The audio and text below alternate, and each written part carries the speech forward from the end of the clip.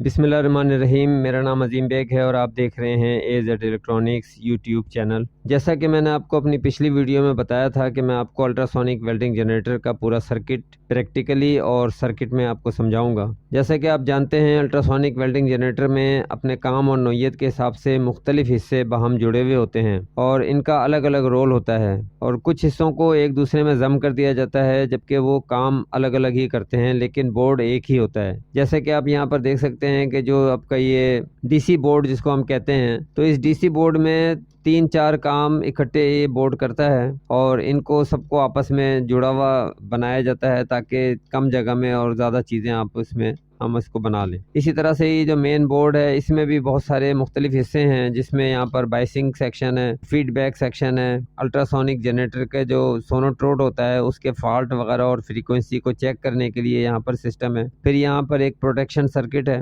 اسی طرح سے ویلارڈ ایمپلیفائر ہے یہ، جس میں کہ ٹرانزسٹروں کا دو سیٹ جڑے ہوئے ہوتے ہیں، 5 یا 6 ٹرانزسٹروں کو، اور یہ 1 بائی 1 چلتے ہیں تاکہ یہ ایک دوسرے کے اپوزٹ ٹریکر اور فریکوینسی کو ڈیولپ کر سکیں۔ تو ان تمام بورڈوں کو اور ان تمام چیزوں کو ہم الگ الگ بھی چیک کریں گے۔ سب سے پہلے تو ہم یہاں پر اس ڈی سی بورڈ کو لے لیتے ہیں جس کو ہم نے سب سے پہلے چیک کرنا ہے، کیونکہ سب سے پہلے ہمارا یہ ڈی سی بورڈ ہی آتا ہے پورے سسٹم میں۔ یہاں سے ہم نے جب وولٹیج جس کو 220 وولٹ دینے ہیں تو وہ وولٹیج سب سے پہلے اسی بورڈ میں جاتے ہیں۔ پھر یہاں سے مختلف نوعیت کے وولٹیج ڈیولپ ہو کے کچھ وولٹیج یہاں پر پہنچائے جاتے ہیں، جس میں سے 12 وولٹ کی سپلائی ہوتی ہے اور اس کے علاوہ ایمپیئر وغیرہ کی جو سینسنگ ہے وہ یہاں پر آتی ہے، اور اسی طریقے سے یہاں پر 250 وولٹ 350 وولٹ کے جو ہے تقریباً نیئر اباؤٹ 350 وولٹ یہاں پر آتے ہیں۔ اس ڈی سی بورڈ میں جو یہ برج ہے اس کو جب 220 وولٹ ملتے ہیں تو اس سی ٹی کے ذریعے یا کنٹرول ٹرانسفارمر کی سیریز میں اس کو ملتے ہیں، تو یہ بورڈ جو اس کے ایمپیئر کو خرچ کرتا ہے، وولٹیج کو خرچ کرتا ہے اور اس کو لوڈ ڈالتا ہے اس پہ، تو وہ لوڈ اس میں سے گزرتا ہے، اور اس میں سے گزرنے والے لوڈ کو یہاں پر ایک وولٹیج ڈبلر سرکٹ کے ذریعے وولٹیج میں تبدیل کر دیا جاتا ہے، جس کا ایک حصہ تو اس کی سینسنگ میں چلا جاتا ہے ایمپیئر کی کہ اوور لوڈنگ اگر ہوتی ہے تو اس کو یہ آف کر سکے، اور ایک حصہ ڈائریکٹ یہاں سے ہم میٹر کو دے دیتے ہیں۔ اس طرح کا جو ایک ایمپیئر میٹر آپ کا بورڈ میں اس میں لگا ہوتا ہے جنریٹر میں، جو اوپر کی طرف جو میٹر ہوتا ہے، اگر 2 میٹر ہیں تو اوپر اور نیچے 2 میٹر ہوتے ہیں۔ ایک میٹر جو ہے وہ ایمپیئر کو شو کرتا ہے اور وہ ایمپیئر شو کرنے والا حصہ یہ والا ہوتا ہے۔ یہاں پر یہ بات بہت ضروری یاد رکھنے والی ہے کہ یہ جو ویریبل لگا ہوا ہے یہ 10K کا ویریبل ہے، اس کے اوپر 103 لکھا ہوا ہے، اور یہ 10K کا ویریبل اس کے وولٹیج کی سیریز میں ہے جو یہاں سے سینس ہوتے ہیں، اور اس میٹر کو ڈائریکٹ دیے جاتے ہیں، لیکن بیچ میں یہ ویریبل آ جاتا ہے، تو اس ویریبل کو موو کرنے سے اس میٹر کی کیلیبریشن ہو سکتی ہے، یعنی کہ اس میٹر کو ہم ایڈجسٹ کر سکتے ہیں کہ اس کے جو سوئی ہے وہ صحیح جگہ پہ رہے۔ اس کا مطلب یہ ہوا کہ اگر یہ بورڈ یا جو آپ کا جنریٹر ہے وہ 1 ایمپیئر خرچ کر رہا ہے، لیکن یہاں میٹر میں اگر آپ کو 10 ایمپیئر شو ہو رہے ہیں یا زیادہ یا کم شو ہو رہے ہیں تو ان کو آپ اس ویریبل کے ذریعے ایڈجسٹ کر سکتے ہیں۔ یہاں پر یہ بہت ضروری بات ہے یاد رکھنے والی کہ اس ویریبل کو گھمانے سے یا اس کو چھیڑنے سے وہ اس جنریٹر کی کارکردگی پر کوئی فرق نہیں پڑتا ہے، نہ اس کی فریکوینسی تبدیل ہو سکتی ہے، نہ اس کے اندر کسی بھی قسم کی اور کوئی تبدیلی پیش آ سکتی ہے، سوائے اس کے کہ یہ میٹر کی کیلیبریشن کے لیے یہ ویریبل دیا گیا ہے، اور اس کو گھمانے سے جنریٹر کے اوپر کوئی فرق نہیں پڑتا۔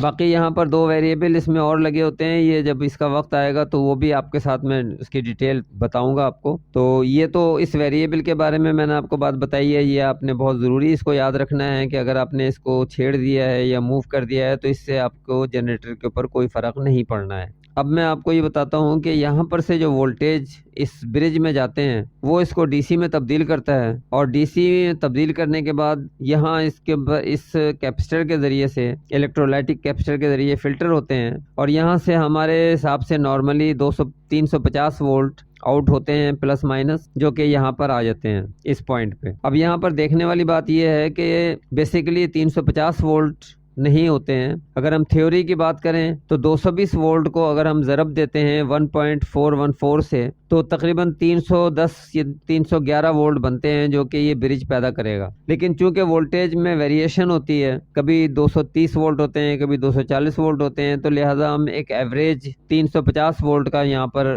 رکھتے ہیں کہ 350 وولٹ آؤٹ پٹ یہاں پر اس بورڈ کو مل رہی ہے۔ اگر یہ فلٹر کیپسٹر خراب ہو یا نکال دیا جائے تو یہ برج के ऊपर जो आउटपुट वोल्टेज आएंगे वो सिर्फ 220 वोल्ट के नियर अबाउट ही होंगे, वो ज़्यादा नहीं होंगे, क्योंकि ये जो पीक वोल्टेज हैं उसको सिर्फ शो करना होता है, लेकिन वो इस कैपेसिटर के अंदर पीक वोल्टेज जब जमा होते हैं तो वो फिर उसको सही तरह से शो करता है और सही वोल्टेज दिखाता है आपको, जो आरएमएस वोल्टेज होते हैं। क्योंकि हमने इसको पीक वोल्टेज देखना होता है, यानी कि चोटी के वोल्टेज, जो इंतहाई बुलंदी वाले वोल्टेज हैं वो हमने मेज़र करने होते हैं, चेक करने होते हैं। तो इस तमाम गुफ्तगू के अंदर जो बहुत अहम बात है याद रखने वाली, वो ये वेरिएबल ही है। और ये मैंने आपको ख़ास तौर से बताया है क्योंकि लोग इसमें कंफ्यूज होते हैं कि ये वेरिएबल को अगर घुमा दिया है, या रिपेयर करने वाले ये सोचते हैं कि अगर इस वेरिएबल को हमने छेड़ दिया है तो कोई गड़बड़ हो जाएगी, कोई ख़राबी हो जाएगी। तो ऐसा बिल्कुल नहीं है। AC 220 वोल्ट के AC जो हैं वो इस ट्रांसफार्मर में भी आते हैं। बेसिकली ये 12 वोल्ट का ट्रांसफार्मर है। इसके आउटपुट में 12 वोल्ट निकलते हैं और वो यहाँ पर इस ब्रिज के ज़रिए DC में तब्दील होते हैं। उसके बाद इस वोल्टेज रेगुलेटर में, जो कि 7812 या 77812